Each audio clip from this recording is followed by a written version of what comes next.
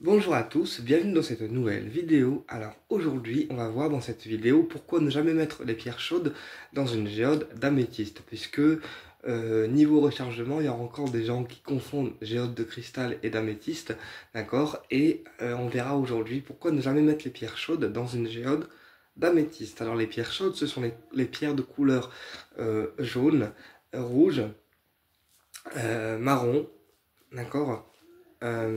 Orange, d'accord, transparente également et noire. Les pierres froides, ce sont les pierres qui vont plus aider en fait au sommeil, à la relaxation au niveau corporel, d'accord, et aussi au niveau du mental. C'est-à-dire les pierres de couleur violette, les pierres de couleur verte, les pierres de couleur bleue euh, et les pierres de couleur blanche marbrées, comme par exemple la oolite, d'accord, ou encore les pierres de couleur, pour moi, transparente, d'accord, avec des petites striures, par exemple la sélénite, d'accord. Donc ça, ce sont des pierres qui vont naturellement aider au sommeil et aussi à l'apaisement au niveau des émotions. Donc on considère que ce sont des couleurs froides parce que ce sont des pierres qui vont plus apaiser. Donc déjà, premier truc à retenir, c'est couleur chaude, on dynamise et on recharge le corps. Couleur froide, on apaise le corps et on apaise aussi l'esprit, le mental et le sommeil. Ok. Donc, si on met les pierres de couleur chaude dans une géode d'améthyste, qu'est-ce qui se passe? Déjà, la géode d'améthyste, c'est une géode qui va permettre en fait la relaxation également au niveau du corps, permettre également un apaisement puisque c'est une améthyste et permettre également de redynamiser un lieu. C'est-à-dire que comme la géode de cristal, la géode d'améthyste, comme elle est en forme de géode, d'accord, selon la taille qu'elle aura, qu'elle soit petite ou grande, d'accord, elle va redynamiser un lieu. C'est-à-dire que elle va aussi recharger un lieu naturellement avec ses propriétés naturelles. Ça veut dire l'apaisement, d'accord, la purification, la transmutation des énergies négatives en positives, naturellement, et puis elle va aussi purifier tout le lieu et permettre d'amener une harmonie relaxante dans le lieu. Maintenant, plus la géode d'améthyste est grande, plus elle va pulser en termes énergétiques et plus elle va envoyer de l'énergie, puisque selon la grandeur de la pierre, d'accord, eh bien, elle va envoyer une énergie plus ou moins importante. Euh, voilà. Naturellement, moi je sais que les géodes d'améthyste dans une chambre, par exemple, ça peut être bien, mais par contre une pas trop grande, parce que si la géode d'améthyste elle est trop grande, eh bien placée dans la chambre, ça peut empêcher le sommeil de venir en fait, et vous maintenir éveillé. Voilà. Maintenant, on revient aux pierres froides. Donc, toutes les pierres orange, rouge, marron, noires, d'accord, toutes les pierres qui vont dynamiser, eh bien, si on les met dans une géode d'améthyste, d'accord, eh bien, la pierre ne va pas être très contente parce que, en fait, la géode d'améthyste va un petit peu pomper finalement leur énergie dynamisante. C'est-à-dire que, par exemple, si on met une pierre jaune dans une géode, ou une pierre orange, ou transparente, ou rouge, ou marron, ou autre, d'accord, eh bien, l'énergie de la pierre ne sera plus la même, puisqu'elle aura des énergies relaxantes au lieu des énergies dynamisantes. Donc, en soi, c'est pas très grave, d'accord, c'est juste que énergétiquement, eh bien, l'améthyste prendra le dynamisme de la pierre. Et voilà, même au niveau des couleurs, ça va pas forcément lui correspondre. Puisque les pierres noires, jaunes, rouges et marron sont des pierres dynamisantes. Elles ont donc besoin, eux, de dynamisme et non d'énergie apaisante. Donc, quand on met une pierre de ce genre dans une géode d'améthyste, eh bien, la géode d'améthyste va transformer, entre guillemets, la pierre en une pierre relaxante. Et donc, les effets de la pierre vont totalement, en fait, changer. Elle n'aura plus sa pêche énergétique, finalement, naturelle. D'accord. Euh, voilà. Donc c'est pour ça qu'en fait dans les géodes d'améthyste, on privilégie uniquement les pierres de couleur froide, comme les pierres vertes, les pierres bleues, les pierres violettes, euh, les pierres blanches, d'accord? Parce que ce sont des pierres qui vont parfaitement correspondre à l'énergie froide en fait de l'améthyste déjà, et l'améthyste a une énergie plutôt lunaire, c'est-à-dire une énergie plutôt douce. Donc c'est en ce sens que les pierres qui vont être de couleur froide vont parfaitement convenir à la géode d'améthyste puisqu'ils ont le même système énergétique, c'est-à-dire l'apaisement. Alors que les pierres dynamisantes comme les pierres rouges, les pierres marron, les pierres jaunes, les pierres oranges, comme ce sont des pierres dynamisantes, on va préférer oui, les mettre finalement dans une géode de cristal, puisque le cristal de roche étant connu déjà en forme de pierre, que ça soit roulé en pointe, en galet, etc., comme étant une pierre dynamisante, et bien en forme de géode, pareil, plus la géode sera grande, plus elle va dynamiser en fait l'environnement dans lequel elle se trouve et augmenter aussi les énergies des lieux. On dit même que le cristal réfléchit en fait l'énergie solaire naturelle, et donc quand il y a un soleil qui est intense et profond, d'accord, eh bien le cristal de roche en géode reflète l'énergie solaire dans votre pièce, là où est-ce qu'il se trouve. Donc voilà, donc toutes les pierres dynamisantes vont être dans une géode de quartz ou géode de cristal, puisque le cristal de roche étant un amplificateur et un émetteur d'énergie en forme de géode, pareil, il va dynamiser les pierres de couleur chaude. En ce sens, les pierres de couleur chaude garderont, grâce au cristal de roche en géode, leur dynamisme qui sera pour le coup en fait naturel. Voilà pourquoi ne jamais mettre les pierres froides, les pierres froides dans une géode de cristal, et ne jamais mettre les pierres chaudes dans une géode d'améthyste, puisque énergétiquement en fait on est carrément à l'opposé de ce qu'on recherche, tout simplement. Voilà. Qu'est-ce que je voulais vous dire aussi? Alors oui, il y a aussi une question qui m'est souvent encore posée, c'est-à-dire, par exemple, si j'ai une pierre solaire que je porte pas, ou très peu, ou voire jamais, combien de temps il faut que je la recharge avant de la porter? Alors déjà, ça dépend. Si c'est une pierre qui supporte l'eau, comme par exemple la houlite, comme par exemple l'améthyste, comme par exemple l'amazonite, comme par exemple la calcédoine bleue, d'accord, tout ce qui va rentrer en fait finalement dans le domaine de l'apaisement et du sommeil, eh bien pour les pierres qui supportent l'eau, déjà avant de la porter, on la fait tremper, d'accord, 4 heures maximum dans l'eau froide, d'accord, ou chaude pour la raviver. Je m'explique, si on veut purifier la pierre, on la trempe dans l'eau froide pour la purifier et permettre en fait un premier nettoyage de la pierre. Si on veut la raviver, c'est-à-dire raviver ses propriétés, la réveiller en fait, on va dire énergétiquement un petit peu, on va plutôt la tremper dans de l'eau chaude, d'accord, genre pareil, à peu près 4 heures. Une fois que ceci est fait, on reprend la pierre, on l'essuie, d'accord, et on la place dans une géode, donc soit de cristal si c'est une pierre dynamisante, soit d'améthyste si c'est une pierre apaisante, d'accord, durant pareil 4 heures, puisque c'est une pierre qui n'a jamais été portée, ou très peu, et donc elle a besoin aussi de se recharger, d'accord, avant de vous transmettre ses propriétés au maximum, c'est-à-dire au niveau maximal. Voilà. Donc, dans les géodes d'améthyste ou de cristal, pour une pierre qui n'est jamais portée, on partira sur un délai de temps en rechargement de 4 heures. C'est-à-dire que pendant 4 heures, on va laisser la pierre se recharger, se redynamiser elle-même toute seule. D'accord? Et ensuite, au bout de 4 heures, on retire la pierre de la géode, d'accord? Et on peut la porter sur soi. Pour les personnes qui souhaitent une purification plus profonde encore, on peut parfaitement, par exemple, passer la pierre au pontifical ou à la sauge blanche, d'accord? Ou un encens purificateur comme le sang de dragon, un encens que j'aime particulièrement. Mais sinon, on peut parfaitement retirer la pierre de la géode et la reporter sur soi. Ok?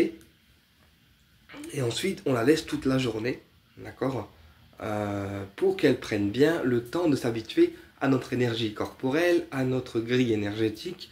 Et plus on va la porter, en fait, cette pierre, plus elle va nous distribuer, en fait, ses vertus, ses propriétés naturelles. Naturellement, après chaque utilisation, pour moi, les pierres doivent être purifiées parce qu'elles ont été portées en journée, d'accord, ou en soirée, ça dépend quand est-ce que vous l'utilisez, et donc elle aura chargé nos énergies à nous, d'accord, et donc il faut aussi que la pierre se décharge avant de pouvoir pareil, nous redonner de l'énergie, d'accord. Voilà. Qu'est-ce que je voulais vous dire également? Donc pour la décharger, comment on fait pour la décharger? Alors pour la décharger, on la retire de notre cou, ou de la poche, ou de l'endroit où est-ce qu'on l'a mise, d'accord? Et on la purifie pareil à l'eau froide, avec l'intention que cette pierre soit purifiée de toute mauvaise énergie. Ou alors à l'eau chaude, si pareil, on veut la raviver. Que ce soit eau chaude ou froide, ça change rien. C'est juste que l'eau chaude, en fait, elle réveille la pierre, et l'eau froide, ça la nettoie, tout simplement. Euh, donc, euh, donc voilà. Et ensuite, eh bien, on pose la pierre soit à côté de nous, soit dans une géode d'améthyste ou de cristal pour qu'elle se recharge durant, par exemple, la nuit. Comme ça, le lendemain, elle est prête en fait à être reportée. Donc voilà, donc si c'est une pierre de couleur froide, on la met dans une géode d'améthyste, d'accord? Ou géode de quartz, parce que en fait la géode de quartz, sa particularité, comme j'ai expliqué dans d'autres vidéos précédentes, mais je vais le réexpliquer ici maintenant, c'est que en fait la géode de quartz, elle supporte toutes les couleurs confondues. Elle n'a pas de couleur froide, elle n'a pas de couleur chaude, elle s'adapte, oui, à toutes les couleurs confondues, parce que le cristal de roche reste une pierre universelle. Elle est donc utilisée dans plusieurs techniques complètement différentes, et en lithothérapie, eh bien, elle est utilisée pour recharger toutes les formes de pierre, quelles qu'ils soient, et toutes les couleurs, quelles qu'ils soient. Voilà. Euh, voilà. Donc la géode de cristal, contrairement à la géode d'améthyste, elle recharge toutes les pierres confondues, puisque la géode de cristal ou cristal de roche reste une pierre universelle. Euh, Voilà, et puis pour les pierres les plus fragiles au niveau du rechargement, comme par exemple la sélénite, parce que la sélénite est une pierre fragile, donc elle ne supporte pas l'eau, sinon elle s'effrite, d'accord, voire elle se brise complètement. Comme la turquoise, qui est une pierre pareille, qui ne supporte pas l'eau, sinon pareil, elle se rend malade et elle n'est plus forcément autant efficace. Déjà, pourquoi les pierres fragiles ne supportent pas l'eau? Alors je vais expliquer aussi pourquoi, parce que, regarde, on prend l'exemple de l'ambre jaune que j'ai ici en bracelet. Alors attends, l'ambre jaune, d'accord, c'est une pierre constituée de résine, d'accord. Alors c'est une résine qui pour moi est naturelle, et c'est pour ça que l'ambre jaune ne supporte pas l'eau, parce que sinon ça abîme la résine en fait, enfin sa résine qui est naturelle. On prend par exemple le turquoise, pareil, le turquoise c'est une pierre naturelle, mais elle est constituée de résine pour pouvoir la solidifier. En fait, la résine dans la turquoise, ça la rend un peu plus solide, et ça évite que, au niveau des chocs énergétiques, elle se brise, parce qu'en fait, sans la résine, eh bien la turquoise se briserait beaucoup plus facilement et beaucoup plus rapidement. Voilà pourquoi on dit que la turquoise est constituée comme l'ambre jaune de résine, d'accord? Parce que ça évite en fait que la turquoise ou l'ambre jaune, avec sa résine, se brise, d'accord? Alors que sans résine, ces pierres seraient facilement brisables en fait. Enfin, voilà. C'est une façon simple de vous l'expliquer. Et du coup, les pierres constituées de résine, forcément, sont plus fragiles. Et donc, elles n'aiment pas l'eau, ok? Parce qu'elles y sont sensibles. Donc, comment on fait pour recharger les pierres fragiles en résine, d'accord? Ou les pierres un peu ferreuses, genre la pyrite? Eh bien, pareil, on les met dans une géode de cristal, puisque l'ambre reste une pierre dynamisante, d'accord? Et le turquoise, enfin la turquoise, elle peut aller dans la géode d'améthyste, parce que c'est une pierre qui apaise en fait le système nerveux et amène un état de bien-être. Donc, ça reste malgré tout la turquoise une pierre de calme. Cependant, la turquoise peut aussi aller dans la géode de cristal, puisque, comme j'expliquais, le cristal reste une pierre universelle et donc elle accepte toutes les pierres. Voilà. Euh, Également, alors c'est assez rare, mais je vais quand même vous l'expliquer. On a aussi la géode de citrine. Donc la géode de citrine, c'est une géode, d'accord, en forme de grotte, hein, comme les géodes d'améthyste qu'on peut trouver traditionnellement. Et la géode de citrine va recharger, elle, toutes les pierres, finalement, qui vont être jaunes, d'accord? Comme la calcite jaune, comme la citrine, forcément l'ambre jaune, mais la citrine va se baser en fait sur toutes les pierres jaunes, d'accord? Voilà, donc c'est pas très courant d'en trouver, mais j'en ai déjà vu, donc je sais que la géode de citrine également existe. Également, il existe également des géodes de calcite, non n'importe quoi. Oui, si, des géodes de calcite rose. Des géodes de calcite rose, alors c'est pareil, c'est pas très commun d'en trouver, mais les géodes de calcite rose vont plutôt, eux, recharger les pierres qui vont avoir une énergie plutôt de douceur, les pierres qui vont en fait être plutôt dans le self-love, d'accord, et les pierres au niveau du cœur, toutes les pierres roses en fait confondues. Pareil, la géode de calcite existe bel et bien, mais c'est pareil en fait, c'est des géodes qui sont très peu trouvables parce que c'est très rare dans le monde d'en trouver. Et, euh, et voilà en fait, on peut pas voir ça n'importe où et n'importe quel endroit. Euh, donc voilà, on a fait un peu le tour des géodes. Et après on a aussi la géode de Célestine aussi, qui là pour le coup va recharger en fait toutes les pierres qui vont être basées sur le côté communicatif. Donc tout ce qui va être pierre de communication, comme la turquoise, comme le quartz bleu, euh, comme par exemple la calcédoine, voilà, tout ce qui va être en fait pierre de langage et à la fois pierre d'apaisement émotionnel, puisque le bleu est aussi une pierre d'apaisement en fait émotionnel, enfin une couleur plutôt d'apaisement émotionnel. Donc la géode de Célestine va recharger en fait toutes les pierres bleues, mais peut aussi recharger également toutes les pierres de couleur froide, donc violet, rose, voilà, parce que comme on est sur du bleu, en fait ça reste une couleur apaisante qui agit également comme les pierres de couleur froide sur le système nerveux. Voilà. Alors au niveau du rechargement des géodes en minéraux, eh bien pareil, on les recharge comme les pierres en lithothérapie, on les met à la pleine lune pour les géodes d'améthyste, de Célestine, parce que ce sont des pierres qui vont être plutôt dans un rechargement lunaire. Par contre, pour les géodes de cristal et de citrine, ce sont des pierres d'action, donc des pierres qui vont préférer, encore comme je vous expliquais, le dynamisme. On peut donc les mettre à l'énergie solaire en priorité, mais cependant, elles acceptent également les énergies lunaires, parce que ce sont des pierres qui, pour moi, restent en fait universelles. Ils sont compatibles en fait avec les deux astres. Pour la géode la plus rare, donc la géode de calcite rose, d'accord, on va partir plutôt sur l'énergie lunaire, parce qu'on est sur du rose, et donc le rose est une couleur lunaire. Voilà, j'espère que ma vidéo elle a été claire.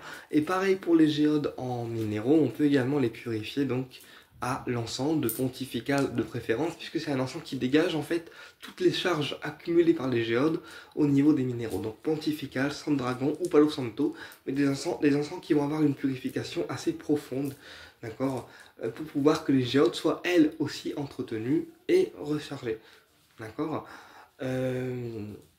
Tout simplement. Ben voilà, j'espère que ma vidéo elle a été claire et je vous dis à bientôt pour une prochaine vidéo.